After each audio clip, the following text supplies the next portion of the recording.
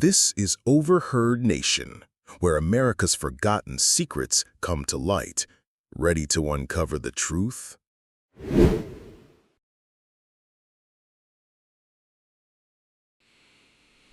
The city air was thick and suffocating, heavy with the perpetual smoke from factory chimneys. For Thomas and Elizabeth Campbell, now members of the vast working class, this was the new reality. They lived in overcrowded tenement houses, a world away from the open fields they once knew. On the streets, they witnessed the growing unrest, the frequent and increasingly violent strikes, and heard the desperate calls for change. They watched as police and private security guards, often hired by industrialists like the Vanderbilts, brutally suppress the protests. Observing this, Thomas felt a cold anger begin to grow within him.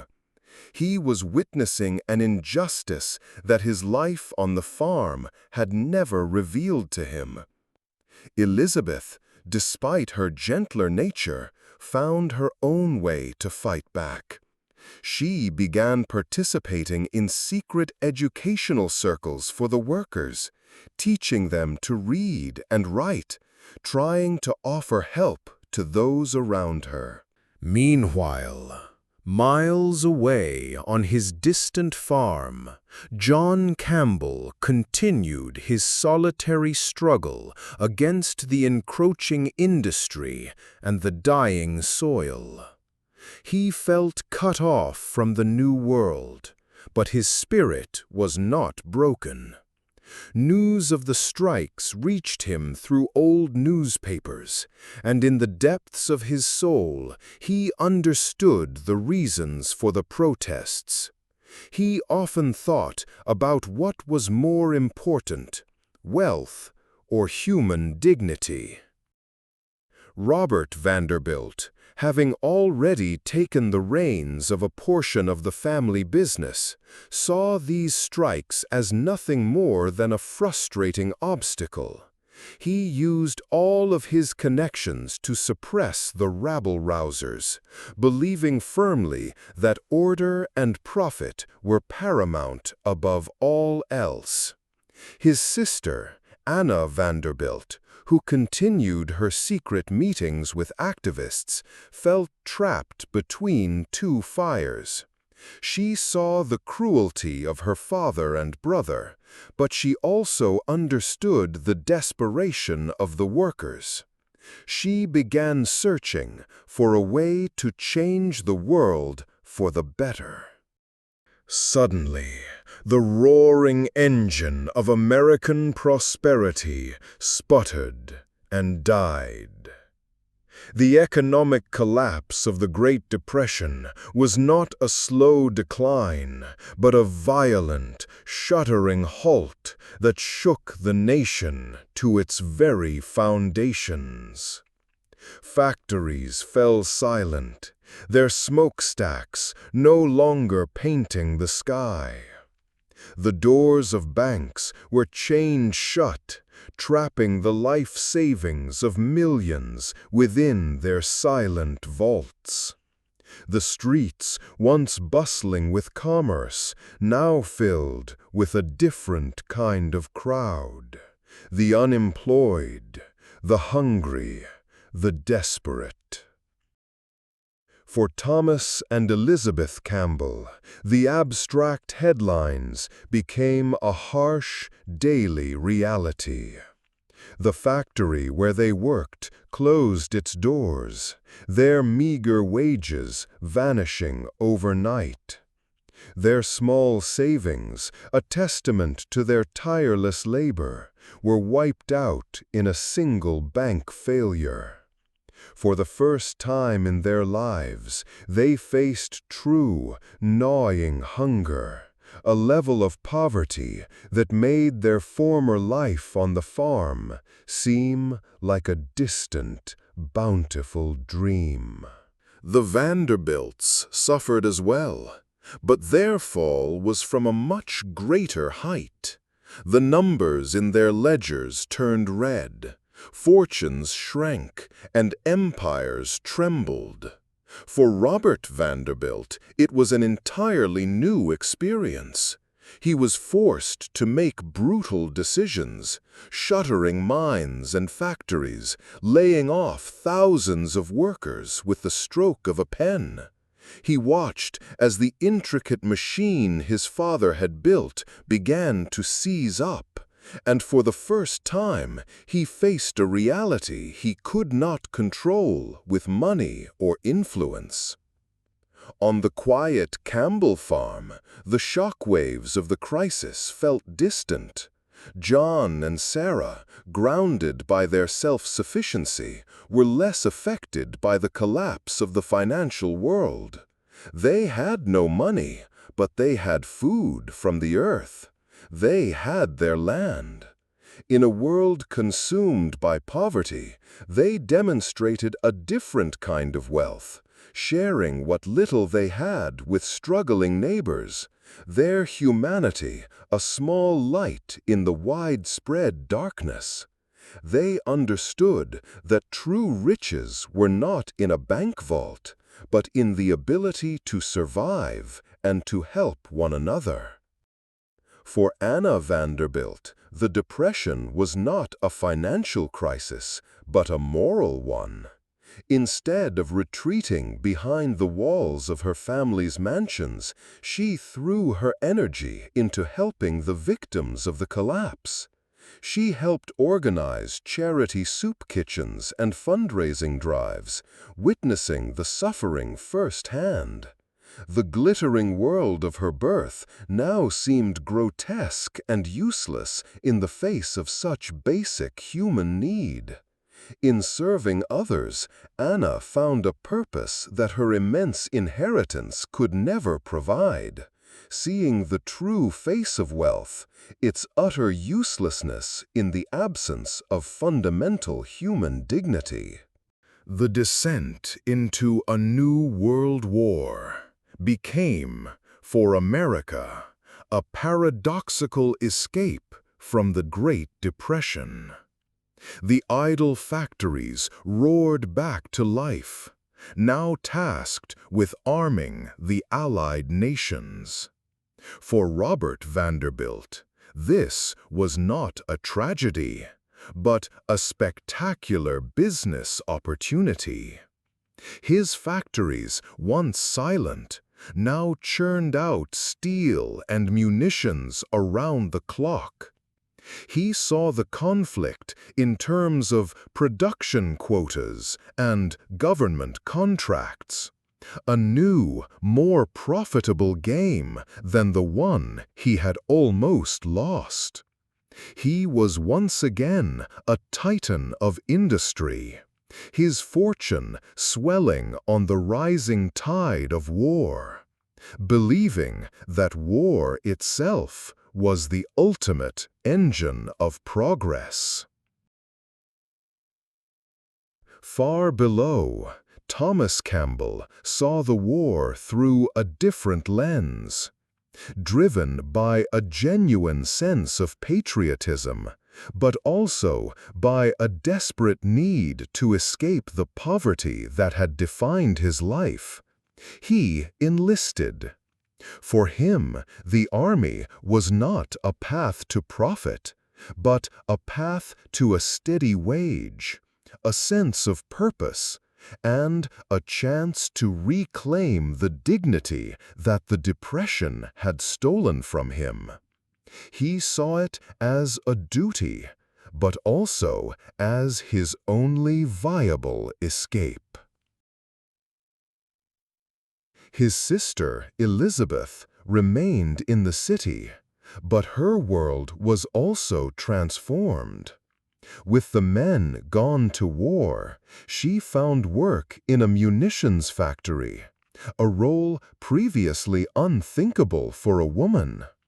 Surrounded by other women who had taken up these vital jobs, she discovered a newfound strength independence, and camaraderie.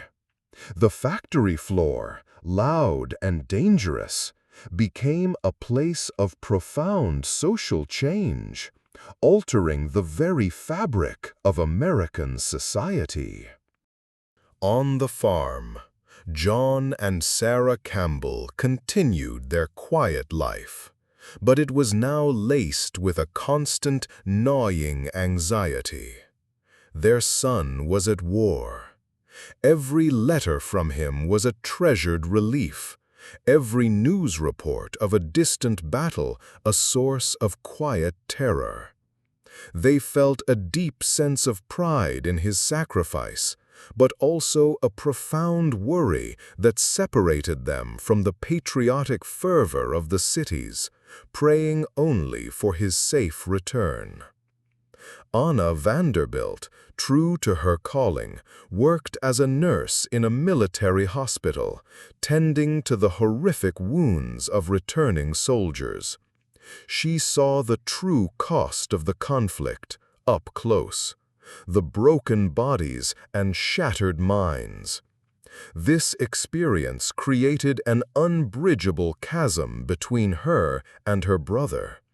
While Robert's fortune multiplied with every government contract, Anna witnessed the brutal human price of that profit. The cynical opportunism of her family, profiting from the same war that destroyed the men she cared for, filled her with a cold, quiet disgust. This raised a silent, powerful question. What was true patriotism?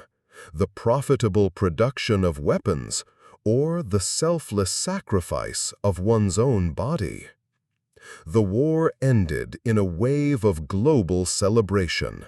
For America, it was a moment of unparalleled triumph and the beginning of a new, prosperous era. Thomas Campbell returned home with the victorious soldiers, but he was not the same young man who had left. The patriotic fire in his eyes had been replaced by a quiet, haunted emptiness. His eyes had seen too much, and the horrors of the battlefield followed him home, replaying in the silence of the night as vivid, inescapable nightmares. He struggled to find his place in the peaceful world he had fought for. The loud noises of the city made him jump. The crowds felt suffocating. He suffered from what was then called war neurosis, a condition misunderstood and often dismissed. He carried invisible wounds that no one could see, and which he himself did not know how to heal. Against this backdrop of quiet suffering, Robert Vanderbilt's world flourished. The post-war economic boom, fueled by the very industries he now controlled, multiplied his family's fortune yet again. He celebrated the nation's victory as his own, seeing it as proof of his and his father's vision of industrial might. He moved through a world of victory parades and lucrative government contracts, a titan in a triumphant nation, convinced that the war had been a great and profitable engine of progress. His sister Anna, however, saw only the cold calculation behind the celebration. She continued her work, now helping the very veterans her brother's factories had supplied. She dedicated her resources to funding small clinics and support groups for men like Thomas, men who were celebrated as heroes in public, but left to struggle alone in private. The growing distance between her and Robert had become a vast, unbridgeable canyon of conflicting values. She saw his wealth not as a symbol of victory, but as the cynical byproduct of the suffering she witnessed every day. Elizabeth Campbell greeted her brother with an overwhelming sense of joy and relief, but it was soon tempered by a deep sorrow. She saw the change in him, the distance in his eyes. The war had made her stronger and more independent, but it had broken something inside her brother. As she tried to help him navigate this new, unfamiliar peace, she understood that America itself had been profoundly changed. This was a period of reevaluation, shrouded in the complex atmosphere of the post-war syndrome. While some celebrated the victory, others quietly suffered from its invisible wounds.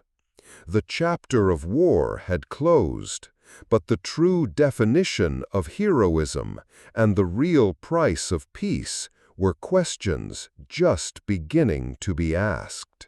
Post-war America entered an era of explosive growth and profound social change.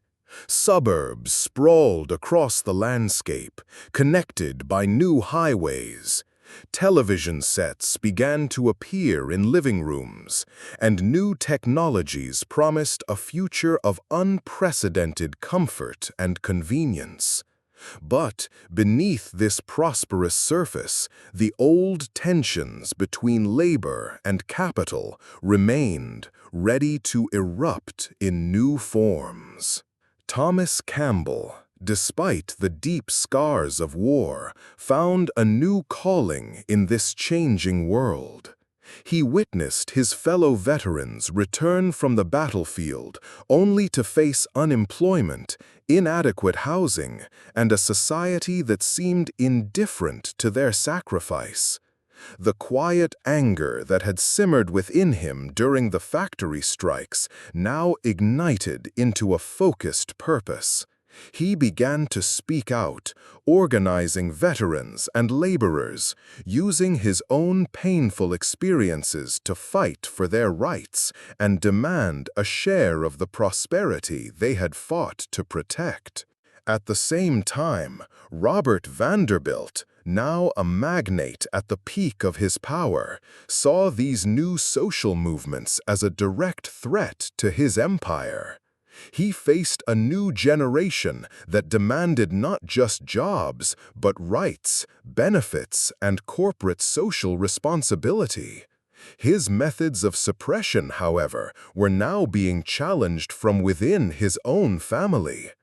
Anna Vanderbilt, having become a well-known public figure and philanthropist, began to openly criticize her brother's business practices in newspapers and on the radio. Their private ideological conflict had become a public spectacle. The two families, the Campbells and the Vanderbilts, once again found themselves on opposite sides of a great American conflict. This time, the battle was not for a single plot of land, but for the very definition of the American dream. Thomas Campbell, the activist, became a powerful voice for the working class, directly challenging the corporate power wielded by Robert Vanderbilt, the industrialist. From their quiet farm, an aging John and Sarah Campbell watched these events unfold. They saw their son, no longer a disillusioned youth, but a determined leader, fighting for the very values they had always cherished: dignity, community, and justice. They understood then that their long, quiet struggle had not been in vain.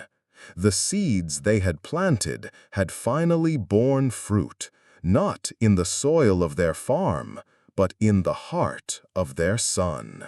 The story of these two families serves as a timeless allegory for America itself, a nation defined by its perpetual struggle between capital and labor, progress and tradition.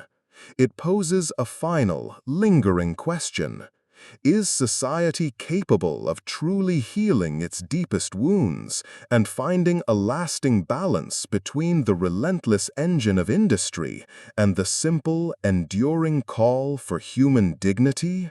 Or is this a conflict that must be fought anew by every generation? The world is full of forgotten stories, and even more shocking secrets await you. Subscribe to Overheard Nation,